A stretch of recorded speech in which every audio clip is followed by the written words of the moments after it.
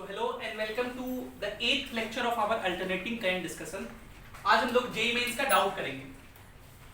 बोलो JEE mains में क्या डाउट है पहले पूछो. क्वेश्चन 1 2 3 जो है ना वो ट्रांजिएंट करंट का है तो उसको हम लोग बाद में करेंगे.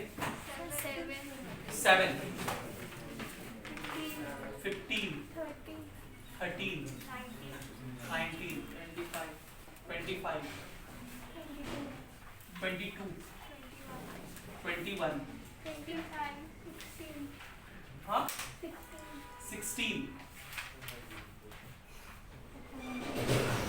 और कोई है 17. चलिए पहले इतना डाउट डिस्कस कर लेते हैं. इसमें से कौन कौन सा नहीं करना है. 25 नहीं करना है. 25 ट्रांजिएंट करंट का है तो ये बाद में करेंगे हम लोग. और 22 भी ट्रांजिएंट करंट का है ये बाद में करेंगे. तो सबसे पहले हम लोग 21 नंबर सवाल करते हैं. 21 नंबर 21 नंबर सवाल मैं बोल रहा हूं. जो लोग नहीं जिनके पास पैकेज नहीं है लिखिएगा.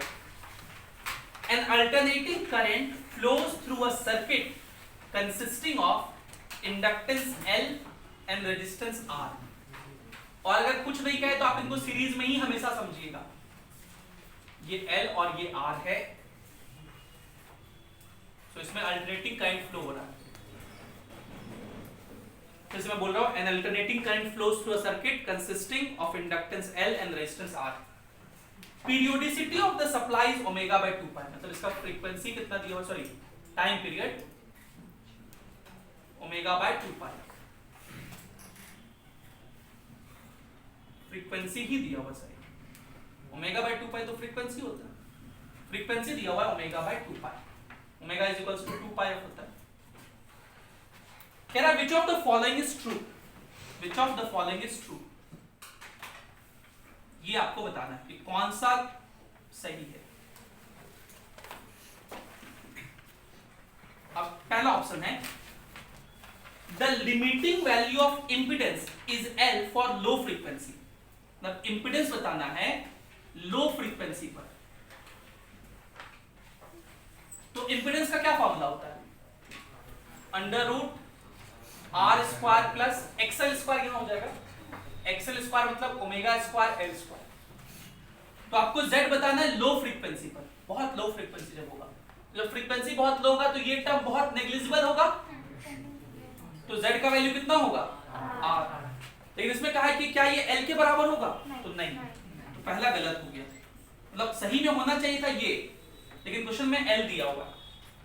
फिर कह रहा है कि B number the limiting value of impedance for low frequency is R. Yes ये ट्रू है.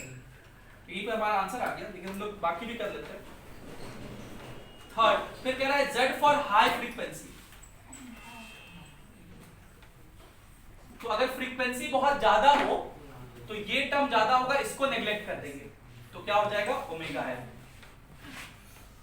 तो ये आंसर हो जाएगा. लेकिन ये 3 में ये नहीं कहा है. 3 में कहा है कि R होगा तो ये गलत हो गया. उस तरह 4 में भी गलत कहा है. तो 21 इस तरह से सॉल्व करना था आपको. इसके बाद क्वेश्चन नंबर 19 19 पे आते हैं. 19 नंबर सवाल है a 120 volt AC source is connected across a pure inductor of 0.7 Henry. देखो क्या दिया है कि पूरा का पूरा प्योर इंडक्टर है भैया 0.7 हेनरी है. और इसके क्रॉस हम लोग एक AC लगा दिए हैं कितने का 120 वोल्ट का. मतलब ये कौन सा वोल्टेज दिया हुआ है ERMS 120 वोल्ट है. और इसका फ्रीक्वेंसी दे दिया है 60 हर्ट्ज. कह रहा है बताइए कितना करंट होगा इंडक्टर से. करंट में कहा नहीं कौन सा करंट. तो कौन सा करंट समझोगे IRMS. ये तो बहुत आसान सवाल था. IRMS क्या लिखोगे ERMS by Z. ठीक है. रेजिस्टेंस और L का रेजिस्टेंस कितना होता है ओमेगा L. तो ERMS कितना हो गया 120 बाय ओमेगा L. ओमेगा क्या होता है 2 पाई f. तो 2 पाई इंटू f का वैल्यू कितना है 60 इंटू L कितना है 0.7. तो 2 गुना 60 120 से तो कट गया 1 अपॉन 3.14 इंटू 0.7. तो 3.14 मत लिखो, पाई का वैल्यू 22/7 लिख दो. इस 7 से कट जाएगा 0.1 बार में, मतलब 1/2.2, तो 10/22 मतलब 5/11, 0.455, 0.45 एम्पियर। ये आंसर हो जाएगा, नहीं है क्या? है, तो सी ऑप्शन सही होगा। तो वेरी इजी क्वेश्चन था। 19 के बाद चलिए हम लोग क्वेश्चन करते हैं 17 नंबर, 17 नंबर क्वेश्चन करते हैं। 17 में एक सर्किट दिया हुआ, देखिए इसमें कि आपके पास एक इंडक्टर है, एक कैपेसिटर है और एक रेजिस्टर है। इस इंडक्टर के क्रॉस एक वोल्टमीटर लगा दिए हैं, इस कैपेसिटर के क्रॉस भी एक वोल्टमीटर लगा दिए हैं, ऐसे ही।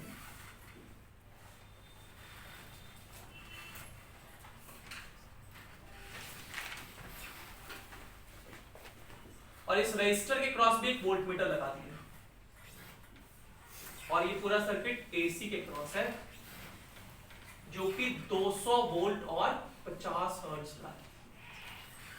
और क्वेश्चन में ये कह रहा है, दिखाया हुआ है कि इंडक्टर के क्रॉस वोल्टेज कितना है, 300 वोल्ट, और कैपेसिटर के क्रॉस वोल्टेज भी कितना है, 300 वोल्ट। तो आपसे पूछ रहा है, बताइए what will be the reading end of voltmeter and the ammeter. मतलब ये वाले वोल्टमीटर का रीडिंग बताना है, और यहां पे एक आमीटर भी लगा हुआ है, इसका भी रीडिंग बताना है। Very easy. इंडक्टर और कैपेसिटर क्रॉस वोल्टेज क्या है, सेम। कब होता है ऐसा, रेजोनेंस पे। रेजोनेंस पे ना वोल्टेज सेम होता है दोनों में। पीछे पलट के देखो, नहीं भुला गए, रेजोनेंस पर दोनों में वोल्टेज सेम होता है। तो दोनों तो कट गया, एक्सएल एक्सी गया, तो सारा का सारा वोल्टेज किसके क्रॉस होगा, 200 वोल्ट सप्लाई किया सारा इसी क्रॉस। इस वोल्टमीटर का रीडिंग कितना, और करंट जो होता है वो कितना होता है रेजिस्टेंस पर, IRMS कितना होता है, ERMS बाय R, क्योंकि रेजिस्टेंस पर ZR के बराबर होता है। तो IRMS कितना हो जाएगा, ERMS हो गया 200 बाय R कितना 100, 2 एम्पियर। तो वो इस आमीटर का रीडिंग होगा। देखिए क्वेश्चन कैसे उल्लू बना रहा था, सर्किट खतरनाक सा दे करके 3-4 को वोल्टमीटर लगा करके। डर गए होंगे आप लोग तो, सर ऐसा क्वेश्चन तो सर आप कभी देखे ही नहीं थे, है ना। क्वेश्चन जितना बात बताया गया ना, उसी बात को घुमा फिरा के पूछेगा, ठीक है। और ऐसा ही क्वेश्चन जेईई मेंस में आता भी है, जेईई मेंस और नीट में खास करके। जेईई एडवांस में भले मेहनत कराएगा, लेकिन जेईई मेंस तो आसान होगा। जेईई एडवांस में क्वेश्चन हम लोग करेंगे, दिखाएंगे उसमें मेहनत करना पड़ता है। चलिए इतना लिखिए पहले।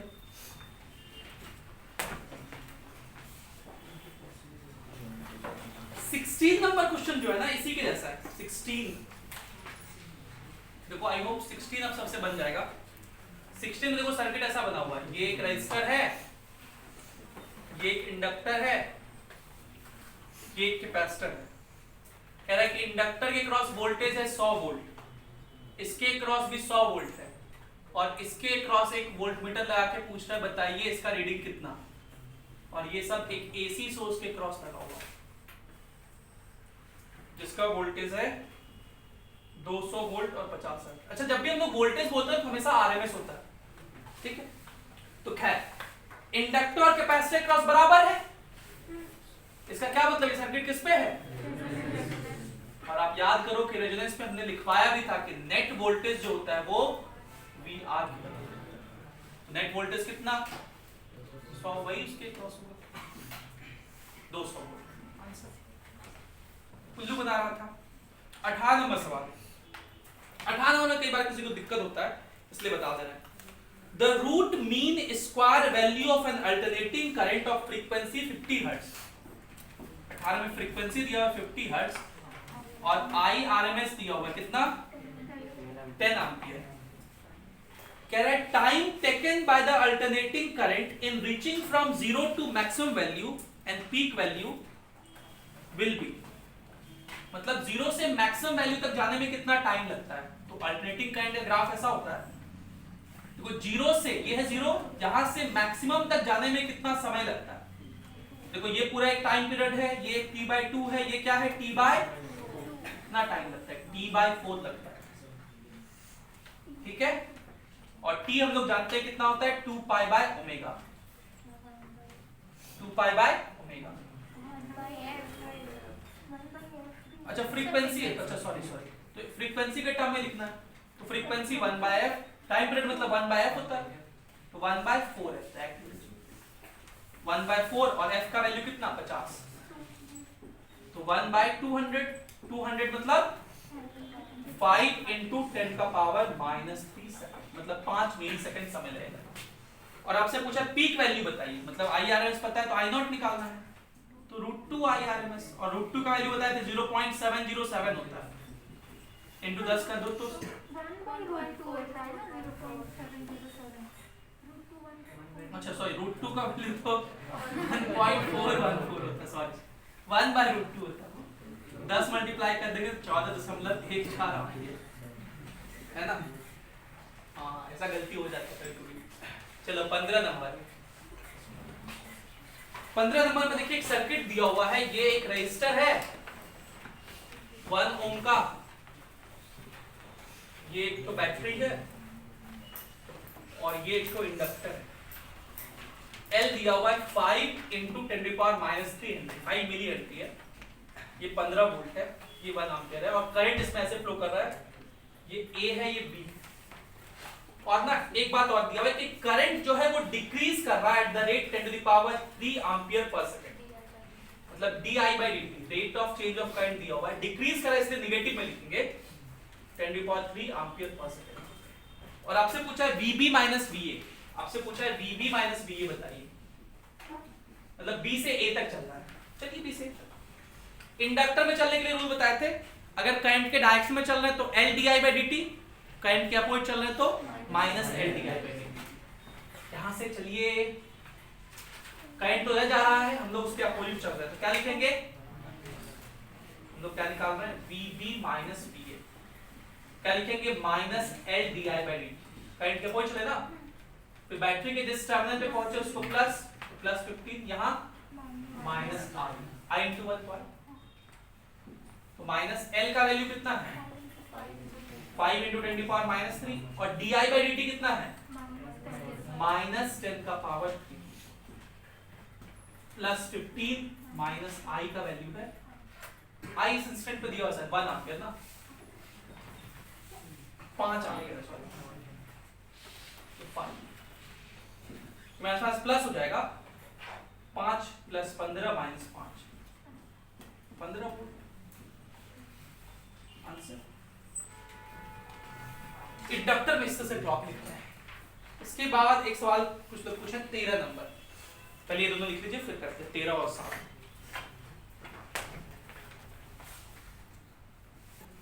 चलिए तो 13 नंबर अब सवाल कर लेते हैं।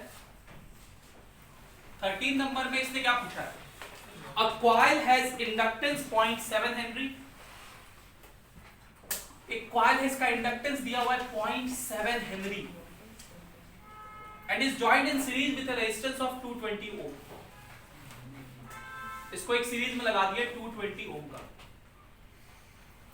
When an alternating EMF of 220 volt, एक अल्टरनेटिंग EMF है, इसका ERMS दिया हुआ है 220 volt and frequency 50 Hz is applied, ये अप्लाई कर दिए, तो बताइए वॉटलेस कंपोनेंट ऑफ करंट पूछा है, पढ़ाए थे ये, इसकी किसका वैल्यू होता है, IRMS sin phi, है ना, तो इसका वैल्यू आपसे पूछा है। चलिए निकालते हैं, पहले इसका फेजर बना लेते हैं, R इधर, XL नीचे, और R दिया हुआ है 220 वोल्ट, और XL कितना होता है, ओमेगा L, मतलब 2πf × L, तो F है 50, मतलब 100π × L, तो पाई का वैल्यू 22/7, 0.7, तो 7 से कटा 0.1 बार में, तो 220 वोल्ट, सॉरी 220 ओम, ठीक है, मतलब दोनों सेम ही है। सेम है तो ये कितना होगा Z 220√2 ओम, और ये एंगल कितना हो जाएगा 45। तो आपको निकालना है IRMS। IRMS क्या होता है? ERMS जो कि 220 है बाय Z, ठीक है, इनटू sin 5, sin 45 0.5 नहीं, हाँ सर बी ऑप्शन सही। और आखिरी सवाल क्वेश्चन नंबर 7 क्या है भाई? 7 नंबर देखिए। A 20 volt AC is applied to a circuit consisting of a resistance and a coil of negligible resistance।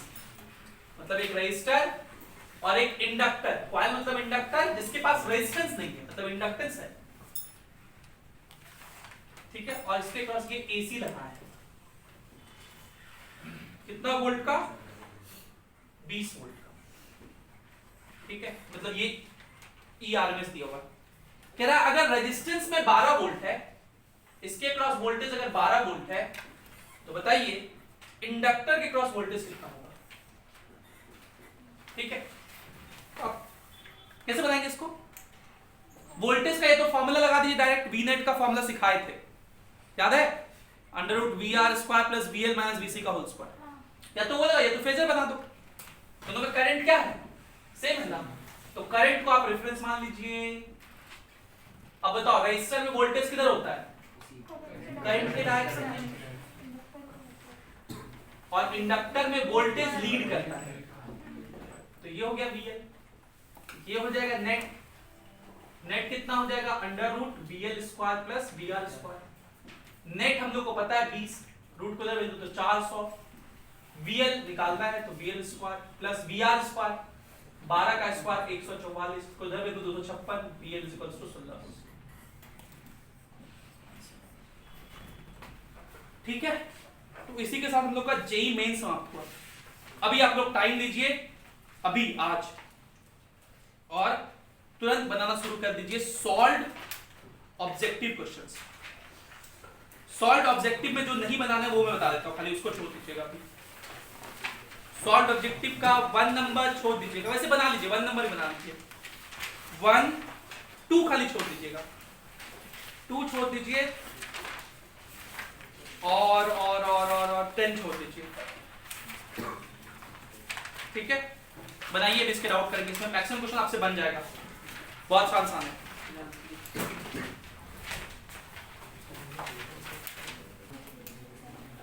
चलिए सॉल्व्ड ऑब्जेक्टिव का फर्स्ट हम बता दे रहे हैं, बातें नहीं याद है तो सब।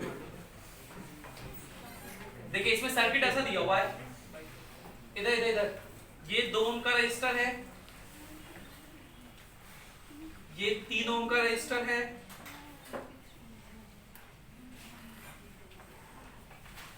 ये कैपेसिटर है 0.2 माइक्रोफैराड का, ये 4 ओम का एक रजिस्टर है,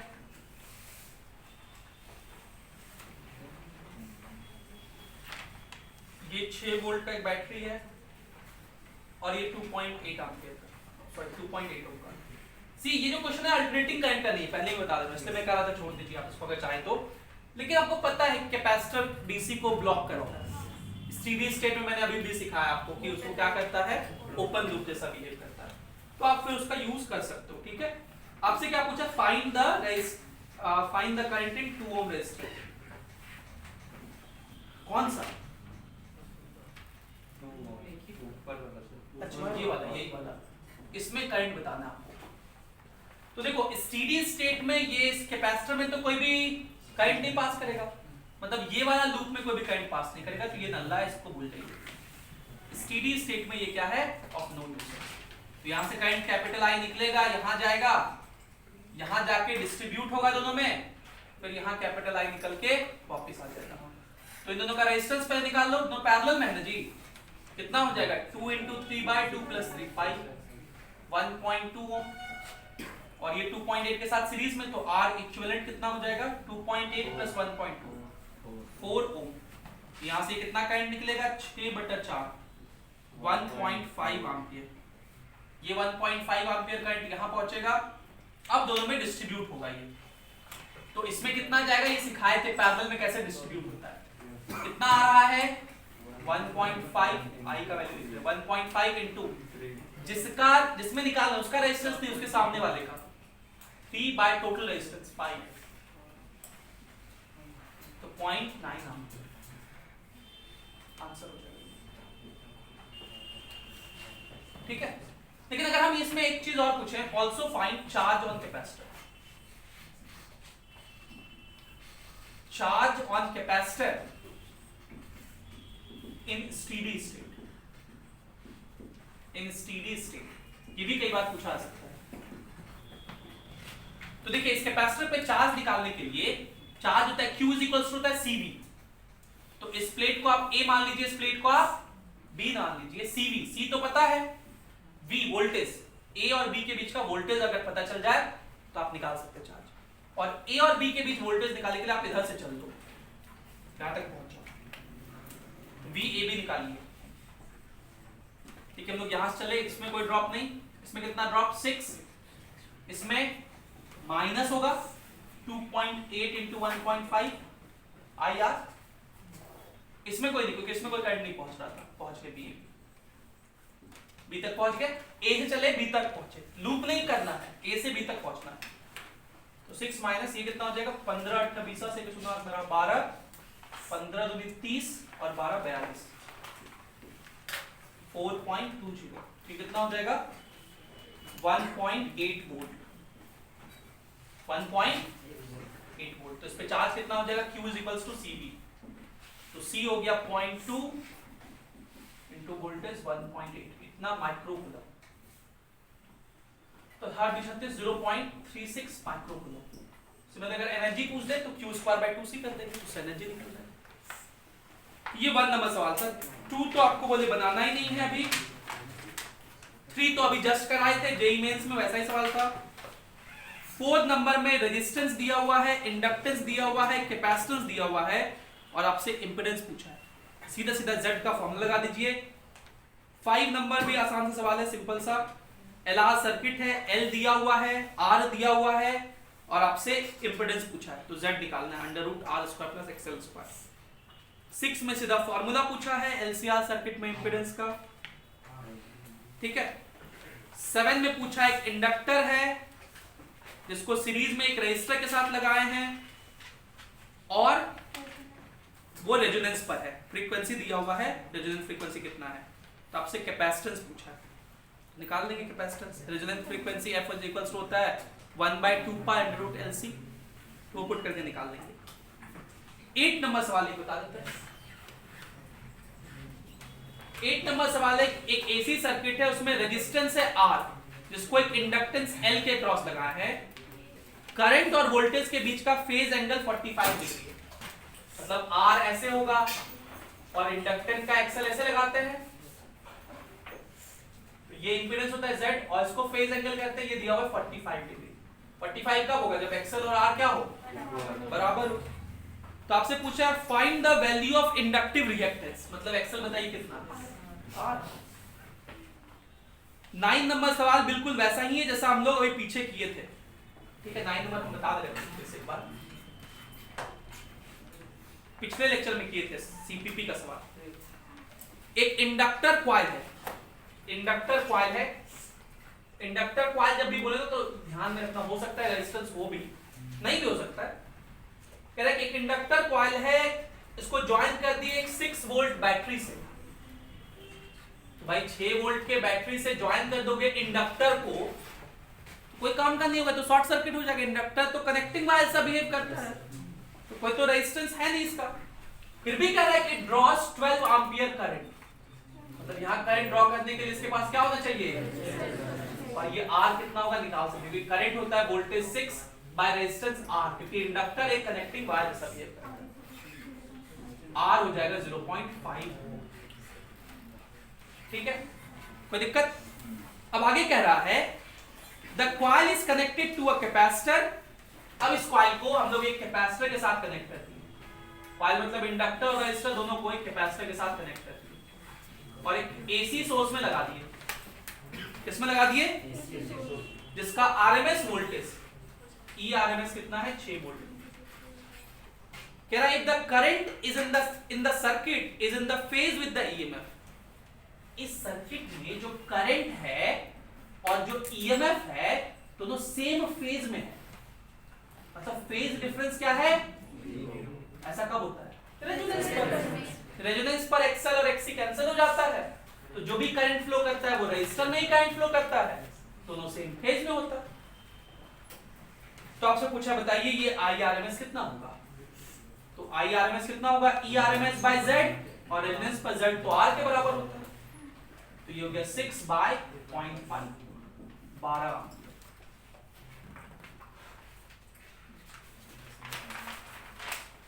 ठीक है, इसका हम लोग 11 12 नंबर तो वही ग्राफ है रिएक्टेंस का, तो ये तो बताए थे 12 नंबर। 11 और 13 करेंगे, पहले इसको लिखिए।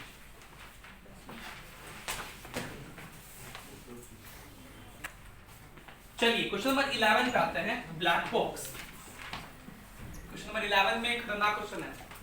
क्वेश्चन में कह रहा है कि वो ब्लैक बॉक्स है, मतलब इधर में एक बॉक्स है और इसमें क्या है नहीं पता। अच्छा, आप श्रोडिंजर्स कैट के बारे में सुने हो?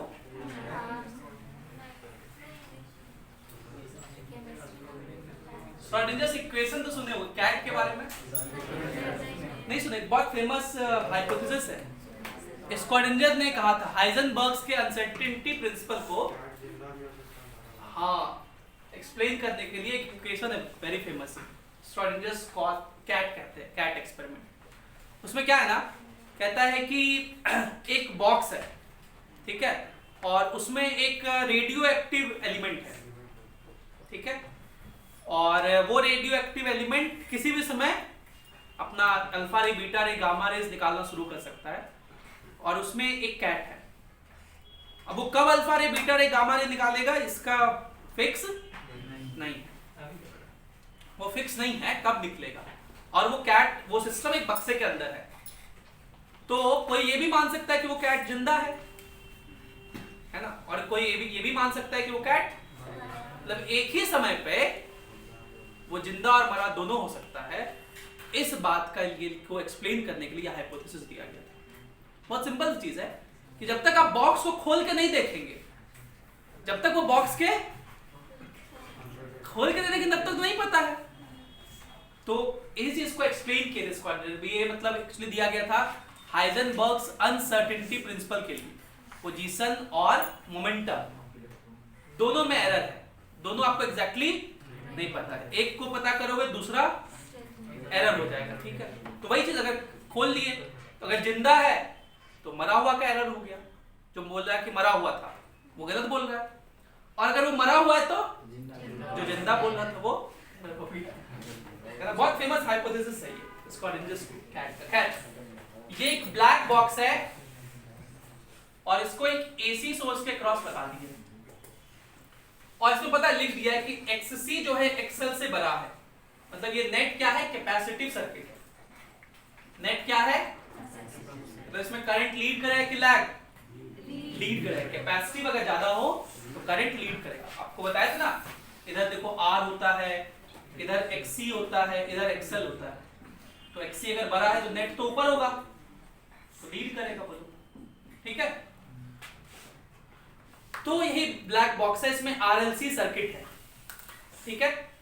कह रहा है कि the measurement outside the box reveals that, जो वोल्टेज है वो है 75 sin ओमेगा t, और जो करंट है वो है 1.2 sin omega t plus 42 degree. तो करंट लीड कर रहा है, ये तो जग जाहिर बात है। कितना से, मतलब ये होगा 42 डिग्री, ठीक है। अब कह रहा है कि which of the following statement is correct. तो ऑप्शन ए कह रहा है कि पावर फैक्टर इज sin 42। गलत है, पावर फैक्टर तो किसको बोलते हैं, cos 42 को। लेकिन अगर बोलता पावर फैक्टर इज sin 48 तब सही हो जाता है ना, क्योंकि cos 40 भाई ये फाई है ना, तो पावर फैक्टर क्या लिखोगे, cos फाई, मतलब cos 42, इसको sin 48 भी तो लिख सकते हैं। तो ध्यान देना ऐसा है ना, इसमें गड़बड़ी हो जाता है। तो पहला ऑप्शन तो गलत हो गया। दूसरा कह रहा है कि the power factor is 42 and the circuit consist of inductors and resistor. नहीं, सिर्फ इंडक्टर और रेजिस्टर होता तो लैग करता, तो बी ऑप्शन भी गलत है।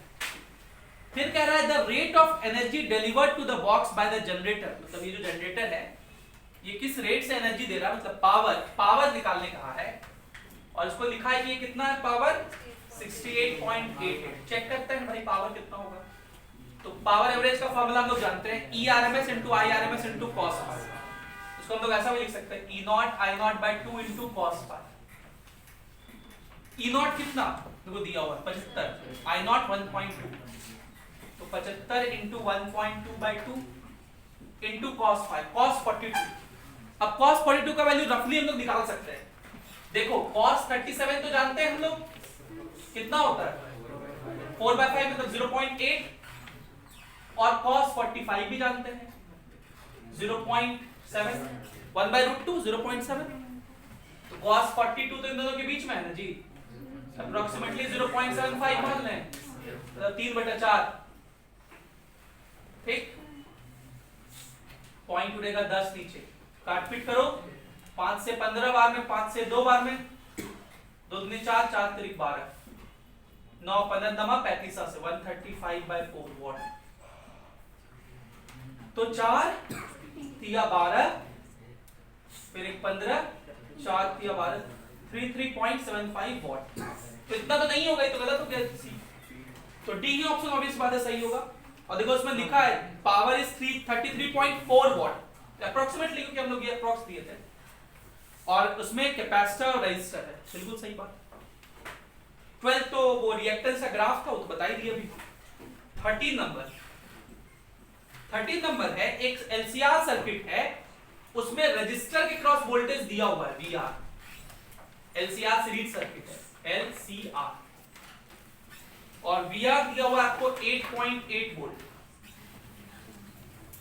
VL दिया हुआ है आपको 2.6 वोल्ट, और VC दिया हुआ है कैपेसिटर क्रॉस वोल्टेज दिया हुआ है 7.4 वोल्ट। तो आपसे पूछा है VL प्लस VC कितना होगा, वोल्टेज फेजर बताओ। ये सब किसमें है, सीरीज में। सीरीज में क्या सेम रहता है, तो करंट को अपन रेफरेंस मान लेंगे, ये हो गया करंट।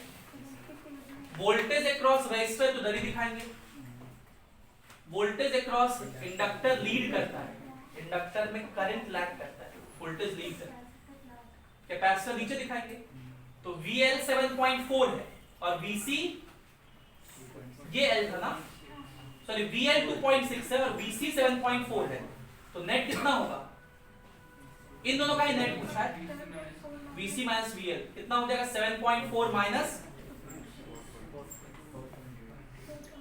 4.8 वोल्ट, ये आंसर होगा। मतलब ऐसा नहीं कि VL प्लस VC पूछा, दोनों को सीधा ऐड कर देना है ना, क्योंकि दोनों अपोजिट में है तो माइनस होगा। वेक्टर टाइप से वेक्टर में कहते थे ना, तो 4.8 वोल्ट डी ऑप्शन सही है।